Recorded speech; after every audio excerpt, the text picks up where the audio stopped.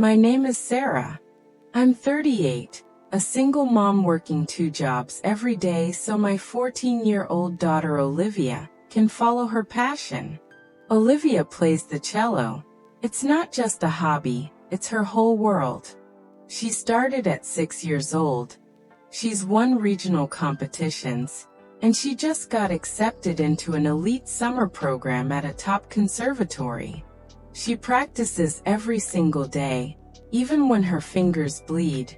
She never stops pushing herself.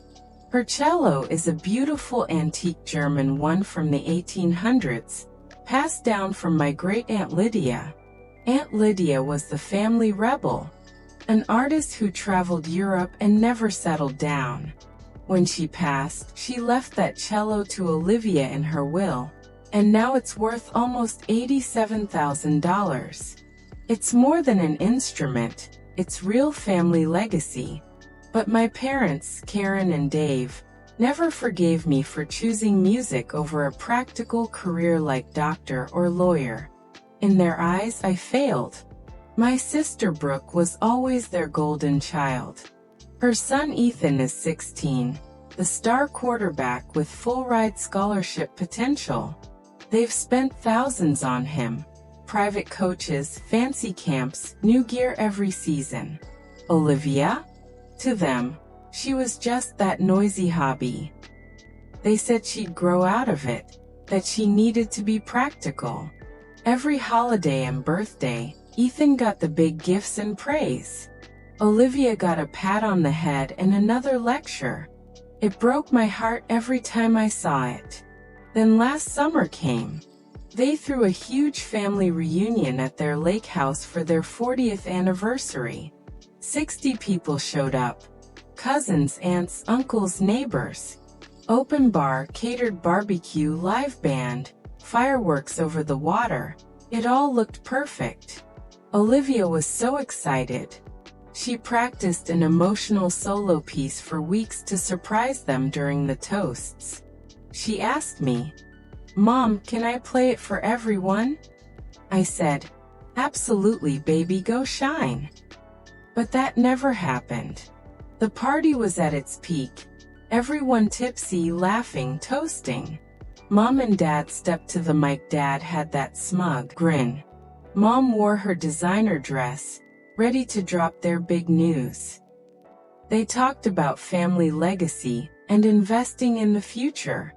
Then Dad pulled out an envelope and said, "We've made a big decision as grandparents." Here it came. We sold Olivia's old cello, the one collecting dust, and used the money for Ethan's elite quarterback academy in Florida. Full tuition, private trainer, everything. 87 grand well spent on a kid who'll actually succeed. The tent went dead silent. Then awkward claps and a few ahs from Brooke's side. Olivia stood right beside me.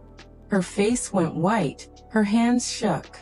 I grabbed her arm, but tears were already falling. Mom continued, "Olivia, we love you, but let's be real. Music is cute, but it doesn't pay bills. Ethan has real talent and drive. This is how you build a legacy." She held up Ethan's New Jersey photo like a trophy. People whispered. One aunt said loud enough for all to hear, "Poor kid, they sold her instrument like it was nothing." Olivia couldn't take it. She ran to the dock by the lake, curled up, and sobbed. I chased her. She hugged her knees and cried, "They hate me, Mom, they really hate me." I was shaking with rage, but I held her tight and whispered, "They don't get to decide your worth, baby girl. Never." The party went on like nothing happened. I slipped away and called my lawyer friend Mark, who handles Aunt Lydia's estate. I always suspected my parents might pull something shady. Mark answered, "Sarah? You okay?" I told him everything. He laughed, that laugh that says they messed up bad. "Sarah, remember Lydia's trust clause? The one everyone ignored as boring paperwork." Yeah, I remembered. Aunt Lydia was smart. The cello was in Olivia's name but locked in an irrevocable trust tied to family assets. The Lake House Investments, Savings, Florida condo. The clause was clear. Sell the cello without consent after she's 14. And the whole trust flips to her. Full control, no contest. My parents didn't check the details. They saw cash, called a dealer, took the money, wired it to Ethan's academy. Mark said. They violated it. The clause triggered automatically. Tomorrow Lake House accounts condo. All going to Olivia's trust. I almost dropped the phone. You're kidding. Nope. And they live in that house rent-free through the family LLC. Once activated, 60 days to vacate. No buyout. Holy crap. Next morning at brunch.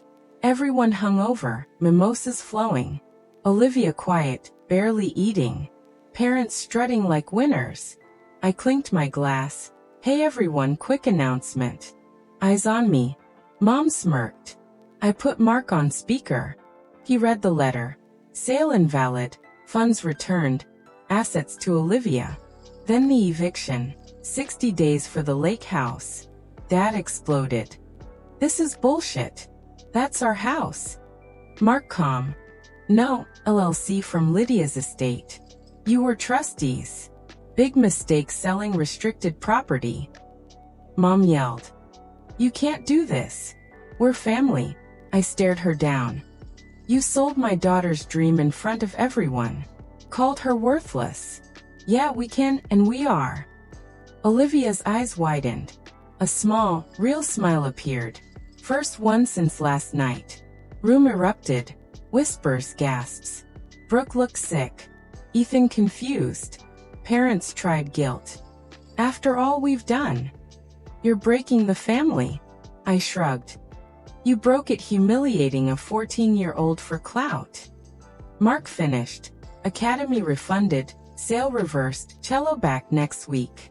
Trust funds Olivia's education, instruments future. We left early. In the car, Olivia hugged me tight and whispered, Thanks for believing in me, Mom. I love you. 6 months later, Olivia on stage with that cello at her first big recital. Sold out hall. Standing ovation. Scholarships coming in. Custom case. No contact with those grandparents. My parents. In a rented condo now. Whining on Facebook about ungrateful kids. Begging Brooke for bill help. Karma is beautiful, and sometimes the sweetest revenge comes from a dead great aunt's smart paperwork.